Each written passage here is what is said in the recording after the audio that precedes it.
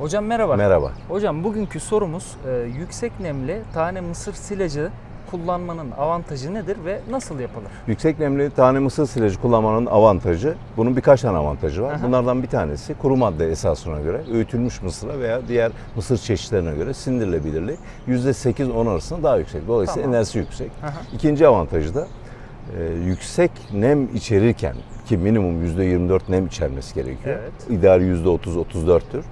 Bu aşamada hasat edildiği için daha erken tarlada ürünü kaldırıyorsunuz. Evet. Onun yerine bir sonraki sezon için işte atıyorum tritikale vesaire gibi başka buğdaylar ekebiliyorsunuz. Böyle avantajı var. Teşekkürler hocam. Bir diğer avantajı, onu da teşekkür ettim, ilave edeyim. Üçüncü avantajı da diyelim ki yüksek nemli taneyi aldınız.